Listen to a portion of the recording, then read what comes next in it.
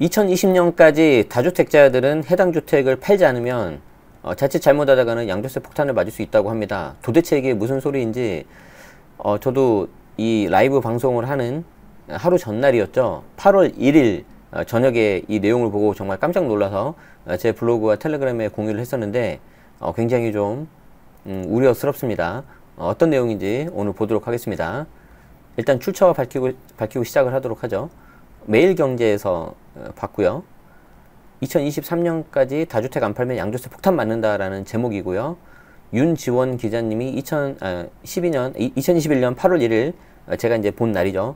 이날 입력을 하고 밤에 다시 또 수정을 했습니다. 왜 수정했는지는 뒤에 이제 기사가 이렇게 뒤에 이렇게 연결돼 있어요. 어떤 기사냐면은 기사가 하나 또 있거든요. 은마 보유 다주택자 양도세 5천만 원인데 잘못하면 이게 2억 2,300만 원으로 간다는 겁니다. 10년을 살았어도 장특공 하나도 못 받을 수도 있다. 이렇게 간다는 건데 이게 이 기사가 이제 뒤에 여기랑 연결이 됩니다. 그래서 이 기사 한번 설명드려 보도록 하겠습니다. 일단 결론부터 좀 말씀드리냐면은 여당에서 1주택자가 된 시점부터 장기 보유 특별공제라는 거를 장특공이라고 하죠. 이 혜택을 적용시키려고 하고 있고요. 이게 아직 최종 확정된 건 아닙니다. 양도세 개편안이 이제 8월 국회에서 이제 추진 예정이고요. 다주택자 과세 강화를 한다고 합니다. 여담이지만 며칠 전 개정세법안이 나왔거든요. 기재부에서.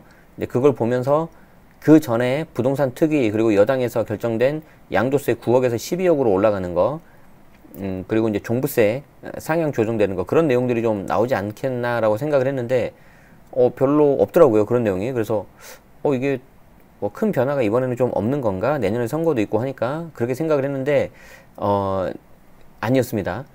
아니었고요. 아예 그 별도로 이렇게 한다고 하네요. 그래서 8월 임시국회 때 이걸 좀 추진한다고 하는데 어떤 내용인지 한번 보시기 바라겠습니다.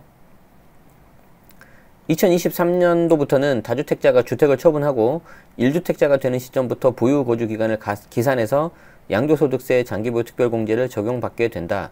기존에는 다주택자라 하더라도 주택 한 채에 대해서는 보유 거주 기간을 감안해서 양도세를 감면받았는데 앞으로는 다주택자로 있었던 기간의 보유 거주 기간은 인정하지 않겠다는 것이다. 이를 매일경제가 입수한 유동수 더불어민주당 의원 소득세법 개정안에 따르면 2023년부터 다주택자의 최종 1주택에 대한 양도세 장특공 적용 조건을 최종 1주택자가 된 날로부터 기산하기로 했다. 자, 지금은 다주택자가 주택 한 채만 남기고 모두 팔아서 1주택자가 됐다면 남은 1주택에 대해서는 최초 취득 시점부터 보유 실거주 기간에 따라서 최대 80% 장특공이 가능했는데 개정 법안이 만약에 국회를 통과한다면 다주택자가 1주택자가 되더라도 1주택이 된 시점부터 장특공을 다시 계산한다.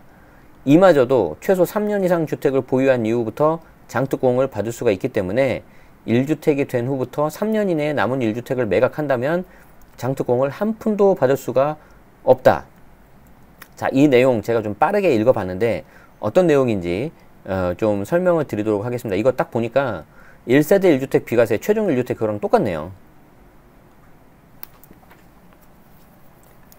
자, 우리 최종 1주택을 좀 먼저 보셔야 될 것 같아요. 그러면은 이거 내용이 좀 빨리 이해가 될 것 같거든요. 자, 최종 1주택 21년 1월 1일 이 날짜가 중요하지 않습니까? 이 날짜를 기점으로 해가지고 요 전까지는 다주택 상태에서 1주택자가 됐더라도 요 1주택 비과세 판단을 하는 데 있어서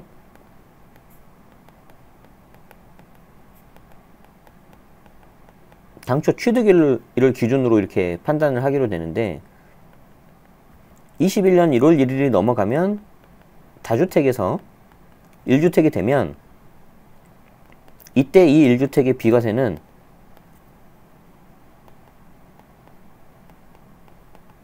최종 1주택이 되고 나서 2년 추가 보유 만약 조정대상 지역에서 취득했다면은 거주 이렇게 되는 거 아닙니까? 그렇게 해가지고 굉장히 많은 혼란들이 생겼었잖아요. 뭐 쟁점 7가지가 나왔었고 그리고 그 이후로도 계속해서 추가 유권 해석이 나왔었고요.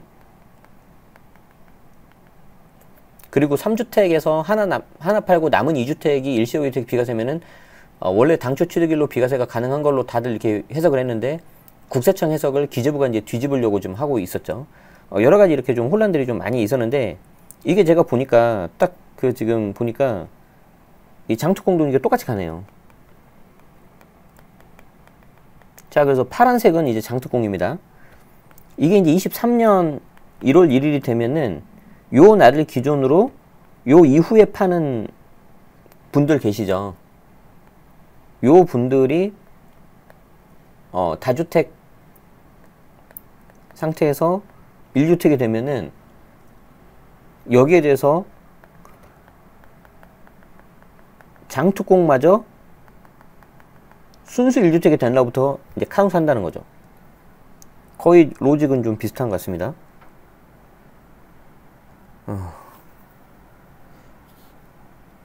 이게 왜 갑자기 이런 내용이 나왔을까요?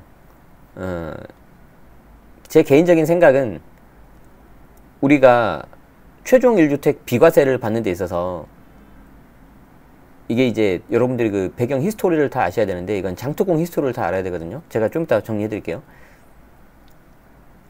2021년도부터 최종 1주택 비과세가 적용이 되는데 그 비과세를 받기 위해서 추가 2년 보유 또는 거주를 해야 되는데 거기서 이제 여러 가지 이슈들이 막 생기잖아요. 근데 이제 그거를 내가 비과세를 포기하더라도 1세대 1주택이면은 비과세가 안 된다 하더라도 최종 1주택 때문에 비과세가 안 된다 하더라도 장특공 80%를 받을 수가 있잖아요. 4 플러스 4 해가지고 최종 80%까지. 그래서 이제 비과세를 못 받더라도 장특공이 80%가 가능하니까 이거라도 좀 할 수 있다라는 내용들이 나왔는데 이제 그것마저 이제 막으려고 이렇게 좀 하는 것 같습니다. 이해되시죠? 그래서 이제 요게 요 부분이 좀 이제 나올 것 같은데 아직 최종 확정은 된 거 아니다. 자, 그러면 이쯤에서 우리가 이제 장특공 한번 계산해봐. 우리가 이제 좀 히스토리를 좀 봐야죠. 여러분들이 이렇게 좀 아셔야 돼요. 여기 2019년이 있고요. 2020년이 있고요. 2021년이 있고 2023년이 있고 도대체 몇 번이 바뀌는 겁니까? 장특공은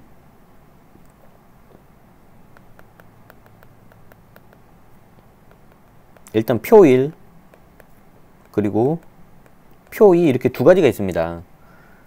이 표1이 일반적인 장특공이라고 보시면 되고 표2가 1세대 1주택 그 전까지는 최종 1주택이 없었으니까 1세대 1주택이면 다 이제 비과세였겠죠. 여기에 대한 거라고 보시면 돼요. 그런데 이 비극의 시작이 뭐였냐면 2019년도부터였어요. 저는 이거 블로그에다 써놓고 혼자 막 분개했는데 여러분들 아마 못 보셨을 거예요. 표1 일반 장특공이 이게 매년 3%였거든요. 근데 이게 2019년부터 2%로 바뀝니다. 그래서 이제 이게 10년을 가지고 있으면 최대 30%가 가능했는데 2019년 이후 양도분부터는 15년을 가지고 있어야 돼요. 15년. 근데 여러분들 별로 관심 없으셨죠? 2019년도에. 2019년도부터 시행이 됐고 그 전에 당연히 2018년도, 2017년도 이런 내용이 나왔었어요. 저 혼자 막 블로그에 쓰고 아니 왜 이렇게 하지? 막 그랬었어. 이상하다고. 별로 관심 없었을 거예요. 자, 그 다음에 이제 비극의 시작이 요거죠. 이제 표2 1세대 1주택 비과세에 해당하는 그 고가주택 비과세 장특공인데 이게 이제 2020년 이후 양도분부터는 2년 거주가 추가됩니다. 그러니까 단순히 보유만 하면 80%가 가능했는데 여기에 2년 거주가 들어갔고요. 이 2년 거주가 중요한 게 뭐냐면은 양도일 기준이란 거예요. 오늘 그렇지 않아도 글씨가 못 쓰는데 더 안 써지네요. 죄송합니다. 좀 기렁이 글씨라도 이해하세요. 양도일 기준이라는 거예요. 그러니까 내가 그 전에 2020년 되기 전에 팔았으면 장특공 80% 가능했는데 9억 초과분에 대해서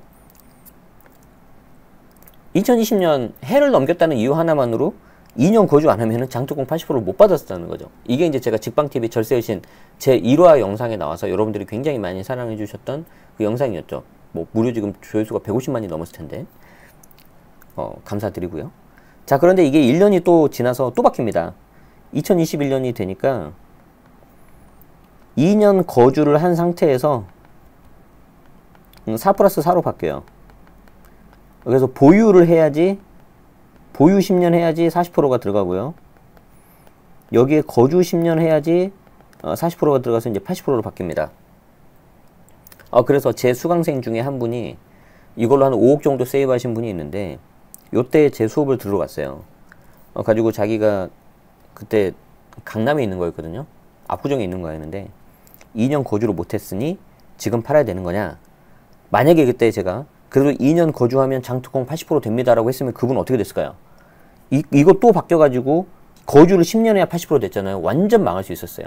근데 제가 요런 것들을 좀 보면서 느낌이 좀 안 좋아서 그냥 이때 팔라고 하셨어요. 팔라고. 가지고 그분이 그거 팔고 청담으로 가셨거든요. 가지고 한 5억 정도 세이브 하셨어요. 그 뒤로 연락이 안 되는데. 아무튼 그때 요게 이제 들어가면서 이렇게 됐죠. 자, 그런데 지금 여당에서 하려고 하는 게 23년입니다. 요때 또 되면은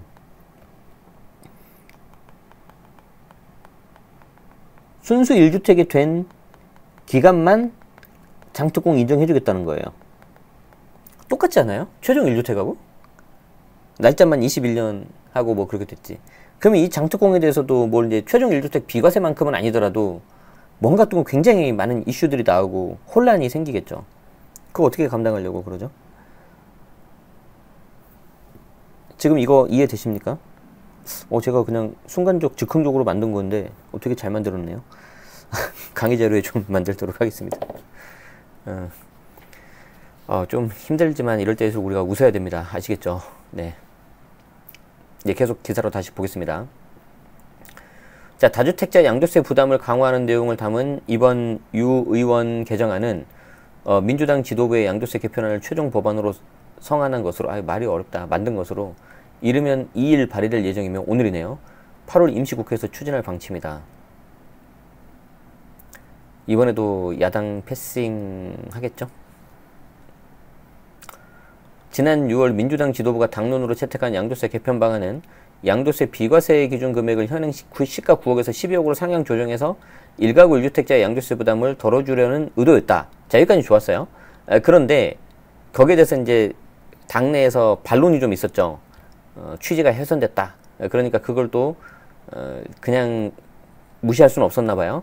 그래서 개정 법안에서는 이거 되기 전에 9억에서 12억으로 상향 조정을 하면서 장특공률을 한번 또 줄였죠.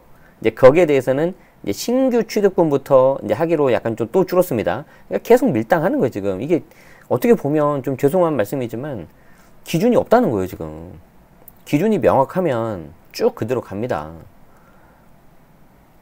자, 그러나 개정 법안에서는 다주택자가 1주택이 되는 경우 적용받는 장특공 기산일을 변경해서 다주택자에 대한 양도세 부담을 강화하는 내용이 추가가 됐다. 그러니까 당론에서 이제 이 내용이 이제 새롭게 들어간다는 거고, 이걸 이제 매일경제에서 단독 입수해가지고 봤다는 겁니다. 그리고 바로 오늘이죠. 8월 2일 제네시스가 쌀국수 먹는 이날 발의될 예정이고 8월 임시국회에서 이제 추진할 방침이라고 합니다. 여러분들 휴가도 좋지만 이런 것도 한번 관심 갖고 보시는 거 중요합니다.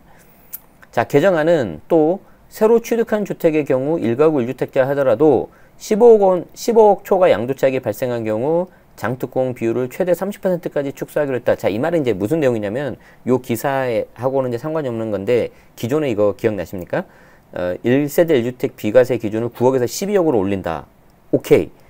왜냐하면 이제 물가 상승이라든가 집값이 너무 많이 올랐으니까. 그런데 12억으로 올리는 대신에 장특공을 양도차익에 따라서 좀 줄이기로 했었죠. 그래갖고 이제 이게 또 이슈가 됐었죠. 그런데 거기서 또 한 발 물러서서 신규로 취득한 분에 대해서만 이제 줄이기로 한 거예요. 지금 요 부분은 지금 이 기사에는 안 나왔는데 또 다른 기사에 또 있어요. 그래서 그건 제가 다음에 또 설명드릴게요. 자, 여기에 대해서 김종필 세무사는, 자, 이번 개정안은 다주택자들을 상당히 압박하는 수단이 될 수 있다. 2023년까지 법 시행의 여유기간을 둔 건 그래봤자 지금 올해 남은 기간하고 내년 1년이에요. 2023년까지 법 시행의 여유기간을 둔 거는 그때까지 다주택을 처분하고 1주택자가 돼있어야한다는 시그널을 강하게 주는 의도로 풀이되고, 뭐 비록 세무사는 아니지만 제네시스의 의견은 이렇게 해야지 지지층도 받지만 더 중요한 건 뭐냐면 공급이 안 되거든요, 지금. 본인들도 알 거예요. 현실적으로 공급을 단시간에 하기가 힘들다라는 걸 알기 때문에 어떻게든 기존 주택에서 이거를 끌어내야 되기 때문에 이런 거를 하는 거라고 저는 생각합니다.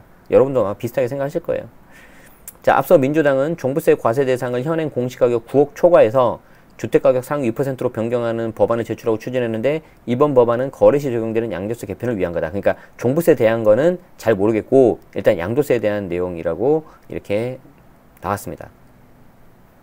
자, 기사가 원래 이렇게 돼서 어제 끝났습니다. 이렇게 여기까지 해서 다 끝나 있었어요. 그런데 제가 이제 이거 놀래가지고 이제 제 텔레그램하고 블로그에다가 공유를 이렇게 했었는데 오늘 이렇게 보니까 또 수정이 돼서 밑에 내용이 이렇게 들어갔네요. 근데 요 내용이 이게 별도 기사로도 이렇게 나왔거든요. 요것도 제가 텔레그램에다가 공유 드렸었죠. 자, 기사 하나 나와 있으니까 요거 하나로 그냥 다 보겠습니다. 자, 두 번째입니다. 다주택 전력 있다면 10년 살았어도 양도세 공제 장특공 빵이 될 수도 있다. 이제 사례가 나오니까 어느 정도로 이제 좀 이게 여파가 큰지 한번 좀 보도록 하죠. 다주택자 장기 보유 공제 최종 1주택 된 시점부터 자, 기존 취득 시점에서 변경해서 양도세 공제 대상을 확 줄여버린다. 2023년 최종 1주택 음마아파트 양도세 지금으로 하면 장특공을 받아서 5,500만 원만 내면 되는데 2억 2,300까지 오를 수도 있다. 물론 이제 양도 차익, 단독명의, 공동명의 여부, 그리고 필요경비 여부에 따라서 다 다릅니다. 하나의 예시일 뿐입니다. 자, 이에 대해서 전문가들은 주택 매각 의사를 없애 2023년 이후 매물 잠김 우려. 한 번 더 뻥튀기 하겠죠. 뻥튀기 되면은 집주인들이 좋을까요? 기분만 좋을걸요? 근데 정말 좋은 사람은 누굴까요? 정말 좋은 사람 누굴까요? 집값이 오릅니다. 그러면 그 집값이 오르면 뭐가 오릅니까? 해당 주택의 공시가격까지 오릅니다. 그리고 정부는 이미 작년에 공시가격 로드맵 현실화를 발표했었죠. 공동주택 같은 경우에는 2025년까지 90%로 만들겠다고. 그러면은 집값이 오르겠죠. 공시가격 오르겠죠. 그 다음 뭐가 올라요? 보유세가 오르겠죠. 지금 재산세 6억 이하에서 9억 이하로 특례세를 한다겠지만 특례세율 적용하는 집들이 없어지겠죠. 재산세 특례세율 인하한다고 굉장히 뭔가 혜택이 있는 것처럼 하지만 나하고는 먼 이야기가 돼버려요 이제 그러면. 그래서 공시가격 현실화 로드맵에 대해서는 절대 안 나올 거라니까요. 제 뇌피셜인데 한번 맞는지 틀린지 한번 보세요. 네. 장기보유공제 개정 1년도 안 돼서 양도세제 더 복잡해져 누더기가 됐다. 한번 봅시다. 2021년 A씨는 기존에 살던 경기 고양시 일산 단독주택을 전세를 주고 자녀 교육을 위해서 서울 강남구 대치동 음마아파트로 이사했다. 이때 이사를 했는데 음마아파트를 이제 산 거죠. 임차로 갈 수도 있지만 어차피 그 돈이 그 돈이니까 매수할 수도 있는 거잖아요. 이거는 잘못했습니까? 개인의 자유의사죠. 언제부턴가 왜 우리나라는 다주택자가 되면 어떤 죄인 취급을 하더라고요. 자, 어쨌든 당시 음아파트를 8억 5천에 매입해서 2주택자가 됐다. 이야, 8억 5천이었대요. 게다가 2011년이면은요 수도권 주택가격이 하락해가지고 저 때는 공포심에 누구도 안 사는 때였어요. 2013년까지. 현재까지 10년 넘게 실거주하는 동안 집값은 24억으로 크게 올랐다. A씨는 2025년 명예퇴직을 하고 음마와 일산은 처분해서 고향으로 내려갈 생각이었는데 제주로 낙향할 예정이었는데 지금 제주도 지금 장난 아니죠. 그런데 A씨의 세컨드 라이프 로드맵에 초비상이 걸렸다. 자, 이 A씨 사례는 계속 나올 거니까 제가 한번 그림을 좀 그려보도록 할게요. 제가 원래 잘하는 게 개별 상담이에요. 좀 못해서 그렇지. 제가 A씨 상담을 제가 좀 해드릴게요. A씨 사례를 좀 보도록 합시다. 자, A주택이 일산입니다. 자, B가 대치입니다. 근데 이 대치가 8억 5천에 샀대요. 그런데 지금 현재 10년 넘었죠. 이때 이제 2011년에 사셨네요. 그런데 이렇게 쭉 돼가지고 지금 현재 2021년이지 않습니까? 이게 지금 24억으로 이제 크게 올랐다는 거죠. 이분 계획은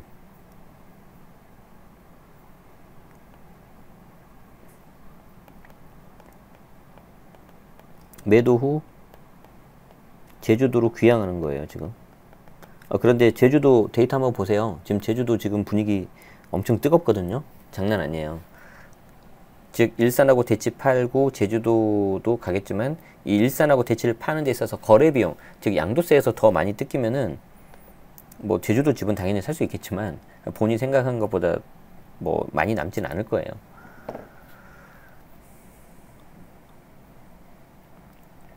자, 이 상태를 좀 생각하시고 한번 사례를 보도록 하죠. 여당인 더불어민주당이 2023년부터 다주택자가 1주택이 되는 경우 1가구 1주택 장특공 적용 기산일을 이건 앞에 위에서 봤죠? 최종 1주택이 된 시점으로 변경하는 소득세법 개정안을 추정하고 있다. A씨 계획대로 은퇴 시점이 2025년에 다주택을 처분하면은 최종 1주택인 음마아파트에 대해서 당연히 일산을 먼저 팔겠죠. 그쵸? 음마아파트에 대해서 1가구 1주택 장특공제를 사실상 적용을 못 받는다. 그리고 15억 초과 양도차익에 대해서 수억의 양도세를 지불하게 된다. 요거는 신규 취득분부터 적용된 걸로 하니까 아마 요 부분은 이제 좀 약간 기사가 수정돼야 될 것 같습니다. 자, 이를 매일경제가 김종필 세무사에게 의뢰해서 A씨 세금 부담액을 한번 시뮬레이션 돌려봤다. 자, 이때 어떻게 되는 거냐. 자, 보세요. 장기 보유 적용 시점, 취득 시점에서 1주택 시점으로 변화됐다. 현행. 이거는 이제 아까 A씨 사례하고 똑같진 않네요. 지금 A, B, C 이렇게 3주택이니까. 아까 사례에서는 일산하고 대치 이렇게 두 개만 있었잖아요. 그죠? 자, 만약에 현행 이 파란색은 C주택을 취득해서 A, B, C 이렇게 세 개가 있는 겁니다. 자, 그러고 나서 A, B를 처분을 해요. 그러면 C주택이 양도를 할 때 있어서 이 C주택 양도를 할 때 장특공은 당초 취득일 요 날로부터 가가지고 기산이 되지 않습니까? 그러면 이때 거주도 하고 보유도 오래 했다면은 그래도 장특공 80%까지는 받을 수가 있어서 세부담을 좀 많이 줄일 수가 있었어요. 그런데 개정은 어떻게 된다?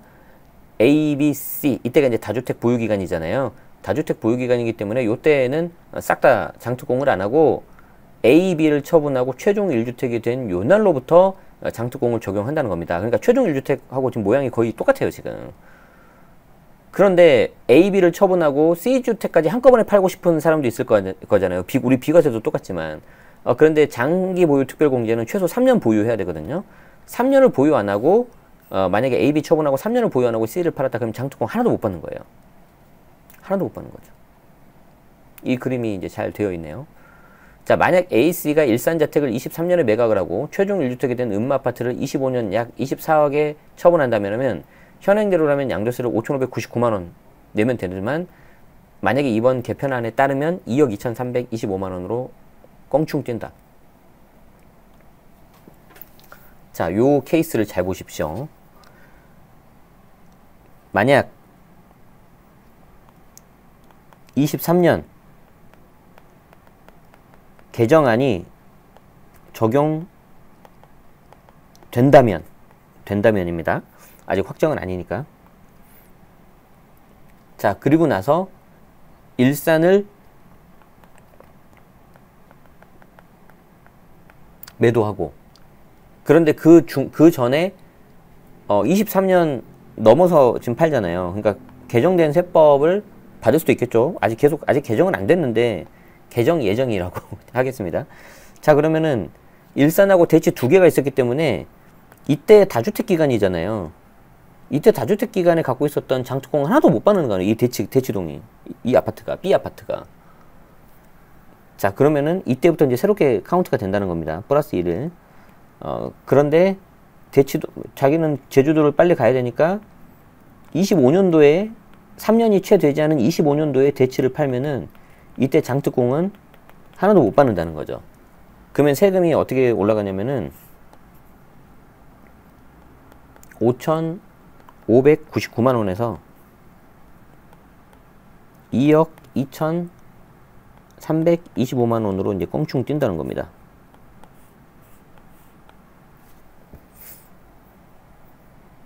야, 이거 좀 너무했다, 진짜. 아휴, 참 이게.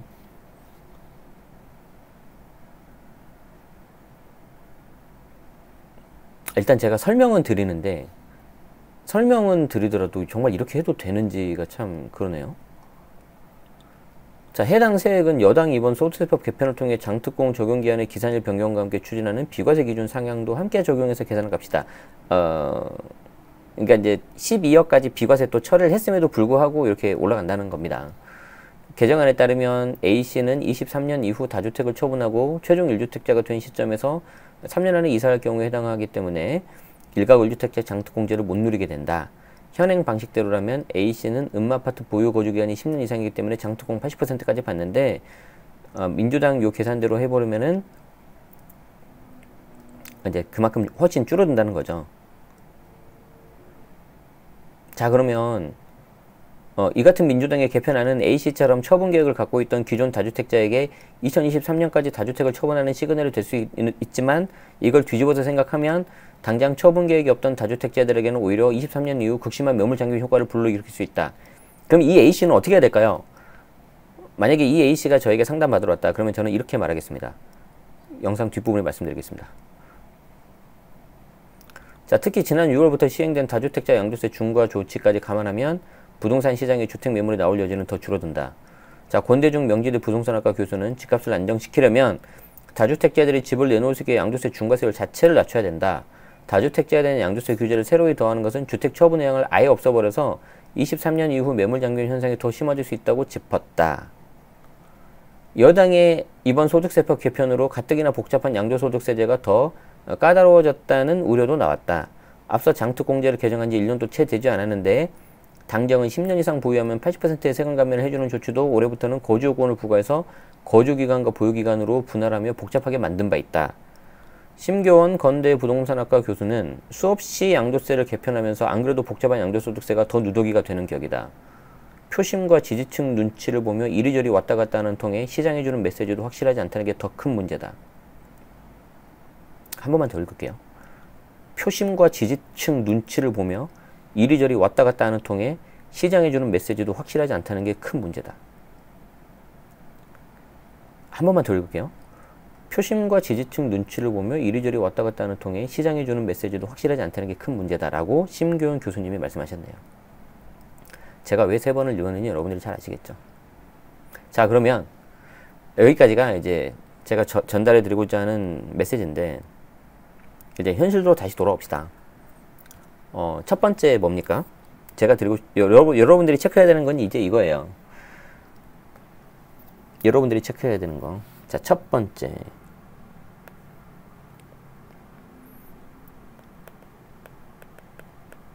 개정안이 통과될 것이냐. 아직 지금 확정된 거 아니에요, 지금 현재. 그렇기 때문에 이게 통과될지 안 될지를 먼저 따져 보셔야 되는 거죠. 두 번째.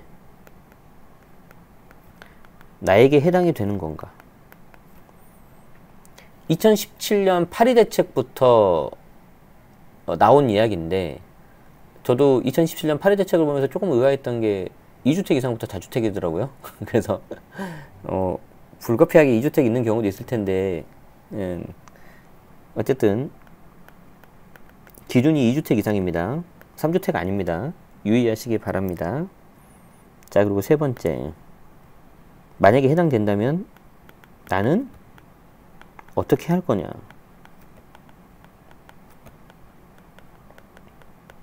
이게 이제 중요한 거죠. 이걸 이제 여러분들이 좀 고민해 보셔야 될 것 같아요. 아시겠죠? 자, 그러면은 예를 들어서 여러분들에게 드리고 싶은 메시지 A씨 사례를 좀 보도록 할까요? A씨 사례를 보도록 합시다. 자, 한번 볼게요. 다시 제가 그립니다. 사례의 A씨는 잘 들으세요. 자, 1번 주택이 일산입니다. 2번이 대치입니다. 그리고 계획이 25년 모두 매도 후 제주 귀향입니다. 어떻게 하시겠습니까?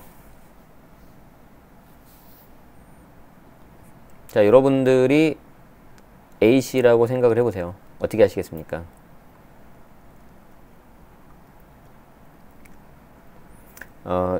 굉장히 좀 진중하게 생각을 하셔야 되는데 뭐 제 짧은 생각을 한번 말씀드려 보도록 하죠. 뭐 그냥 참고만 하십시오. 아시겠죠? 이혼해서 각각 임주택. 정말 웃으면 안 되는데 슬프네요, 슬퍼. 아이고.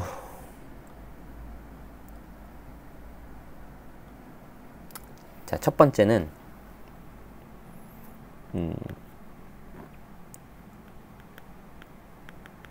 부동산은 함부로 사고 파는 게 아니에요. 아니, 함부로 파는 게 아니에요. 제가 쓰진 않을게요. 그냥 말로 하겠습니다. 부동산은 함부로 파는 게 아니다. 2번.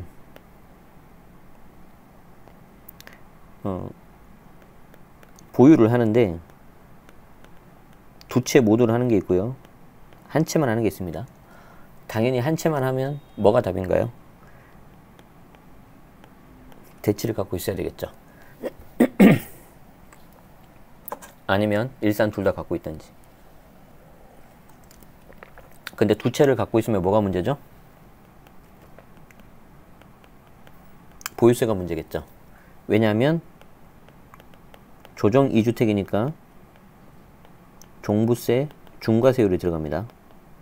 그래서 아마 현실적으로는 한 채는 매도하고 한 채만 갖고 있어야 될 거예요. 세 번째, 제주는 임차로 사시면 되죠. 그쵸? 꼭 내 집에는 안 살아도 돼요. 여러분들은 그 똘똘한 한 채가 뭐라고 생각하세요? 똘똘한 한 채? 똘똘한 한 채가 여러 가지 의미가 있는데 저는 이렇게 생각하거든요. 내가 이걸 가지고 있으면 그 집을 갖고 있는 집에서 실제 거주를 하지 않더라도 그 집을 가지고 내가 임차를 주면 내가 못 가는 데가 없는 그 집이 바로 저는 똘똘한 한 채라고 생각을 합니다. 예를 들어서 이제 대치동이 좀 아쉽긴 하네요. 너무 이게 낡아가지고, 그죠? 예를 들어서 그냥 뭐 강남에 신축 해볼까요? 뭐 아리팍이라든지 아니면 뭐 한남동에 있는 아주 고가주택이라든지 그런 거를 가지고 있으면 내가 그 집에 안 살더라도 거길 내가 전세를 주면은 내가 그 가지고 있는 전세금을 가지고 다른 데 가면은 못 사는 데가 없겠죠. 다 거주할 수 있겠죠. 저는 그게 똘똘한 채라고 봐요. 자, 그러면 대치를 세를 주고 그 돈으로 제주도를 세를 가면 되겠죠. 물론 이제 이게 좀 너무 노후돼 가지고 아쉽긴 하지만. 자, 그리고 또 하나, 아까 몇몇 분들이 이혼 말씀하셨던데 저는 그런 건 싫고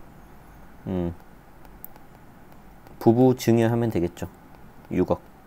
물론 이제 과거 10년 동안 안 했다고 가정했을 때 지금 현재 대치동이 단독인지 공동인지 잘 모르겠는데 만약 이게 단독이라면은 이 중에 6억 원에 해당하는 정도, 아니면은 증여세 낼 수 있으면 7, 8억 정도 해가지고 배우자한테 증여하는 거예요.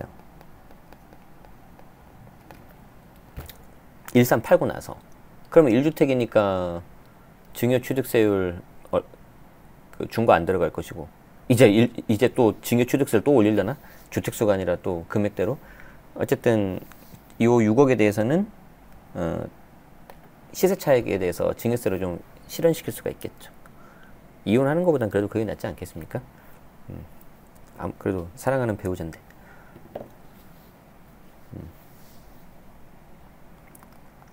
그리고 가지고 있는다.